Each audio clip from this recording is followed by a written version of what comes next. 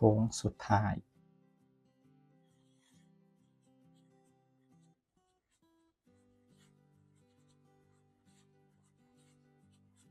ให้ก่อนออก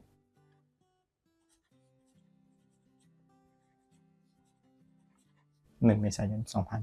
2568ดูเลย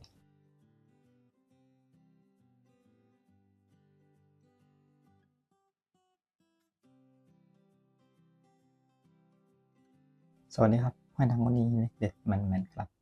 วันนี้มาดูโค้งสุดท้ายให้ก่อนออกวันนี้ครับ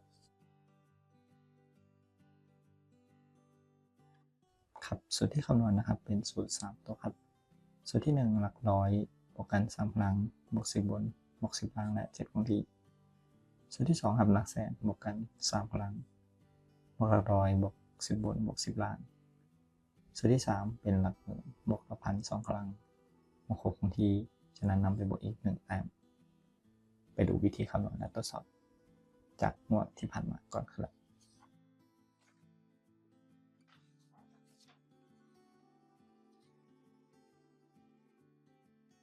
นำรางวัลที่1นะครับและเลขท้าย2ตัวมาคำนวณกับทั้ง3สูตรเริ่มจากเลขงวดวันที่17 มกราคม 2568นะครับมาตรวจสอบและ07779ล้าง23จากสูตรครับสูตรที่1จะได้7 3พลังบวก7บวก2และ7คงที่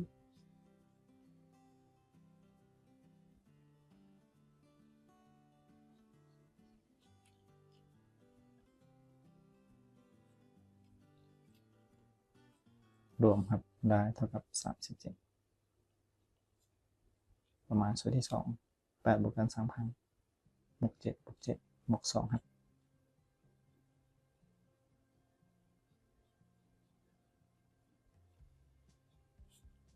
รวมได้40และสูตรที่3 0บวก7 2ครั้งบวก6คงที่ครับ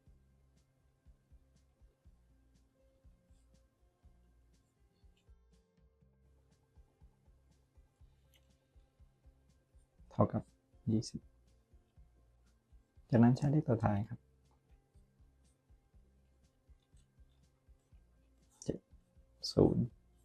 0ในสูตรที่3นะครับเราบวกเพิ่ม1แต้ม1เลขที่ได้ครับ700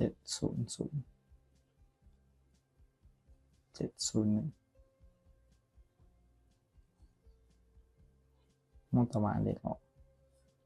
700ล่าง51ครับเข้า700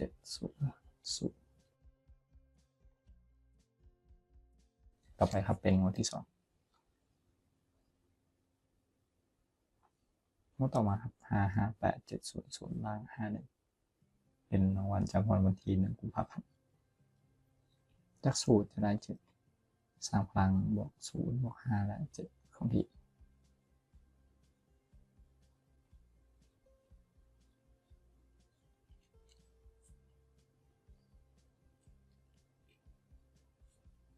ผลรวมได้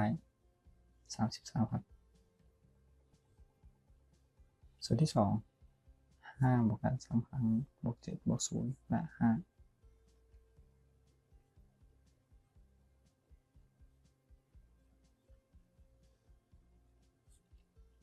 ผลรวมครับได้ครับ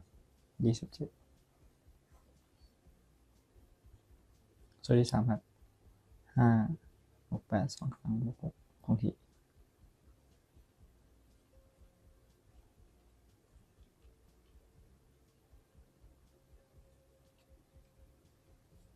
รวมได้27ครับใช้ตัวเลขตัวท้าย3 7 7ครับสูตรที่3บวกเพิ่ม1แต้มได้เลข8เรียงเลขจากสูตร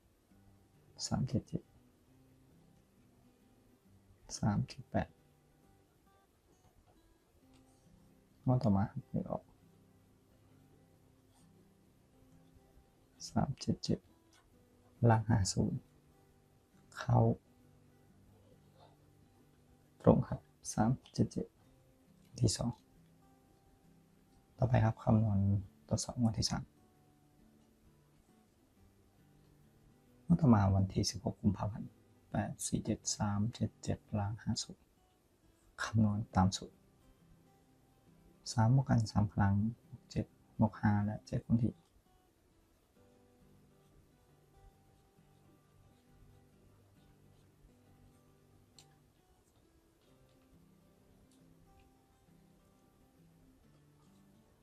รวมก็เท่ากับ28สูตรที่2 8 3ครั้งบวก3บวก7บวก5ครับ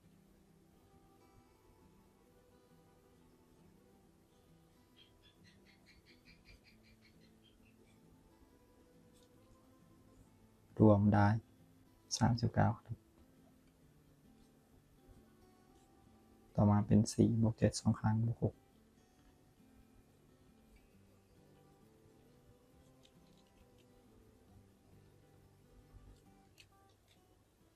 รวมครับได้24เฉลยสุดท้าย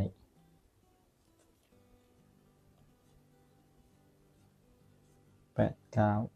4สูตรที่3บวกไป1แต้มได้5เลขที่ได้ครับ8 9 4 8 9 5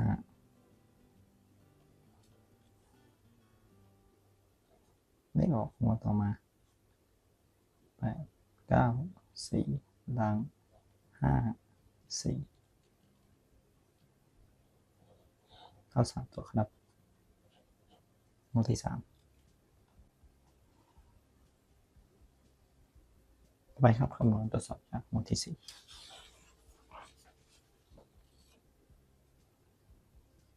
4นำรางวัลที่1นะครับงวดต่อมา8 1 8 8 9 4ล้าง5 4จากวันที่1มีนาคมมาคำนวณ8บวกกัน3ครั้งบวก9บวก5และ7คงที่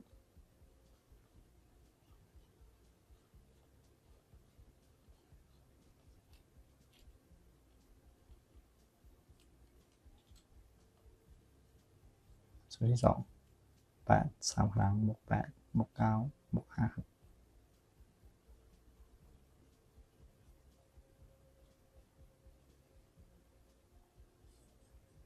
สูตรที่3 1บวก8 2ครั้งบวก6คงที่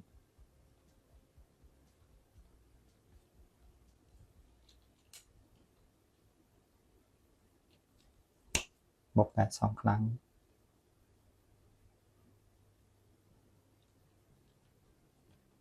รวมตัวเลขครับสูตรที่1ได้45ผลรวมสูตรที่2ได้เท่ากับ46ครับและสูตรที่3ได้23เลขตัวท้ายจากหลักหน่วย5 6 3สูตรที่3บวก1แต้มได้4ครับเรียง5 6 3 5 6 4เลขที่ออกนะครับในงวดต่อมา5 6 3ล่าง2วันที่16มีนาคมวันที่4ครับจากนั้นใช้สูตรนี้นะครับมาคำนวณในสูตรโค้งสุดท้ายในวันนี้ครับนำรางวัลที่1วันที่16มีนาคม2568คำนวณ757 563ล้าง32 5 3ครั้งบวก6บวก3และ7คงที่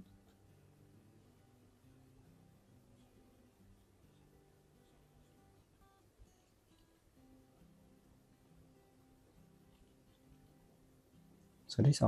7 3ครั้งบวก5บวก6บวก3ครับ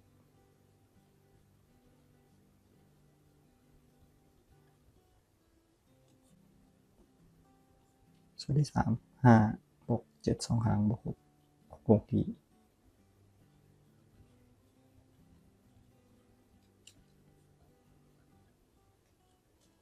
รวมเราได้ครับส่วนที่1ได้เท่ากับ31ตัวท้ายเลข1ส่วนที่2รวมได้เท่ากับ35ตัวท้ายเลข5ส่วนที่3ได้25ตัวท้ายเลข5บวกเพิ่มเป็น8 6ครับ155 156ครับเป็นเลขงวด1 เมษายน 2568สูตรของสุดท้ายในวันนี้ครับ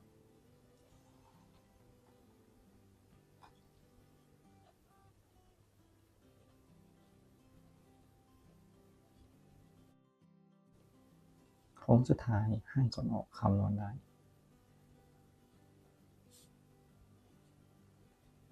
155 156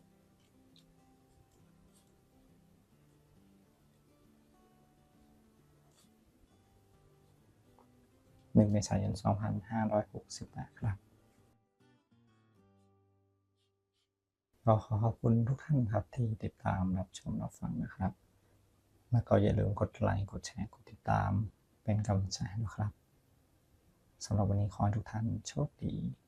สวัสดีครับ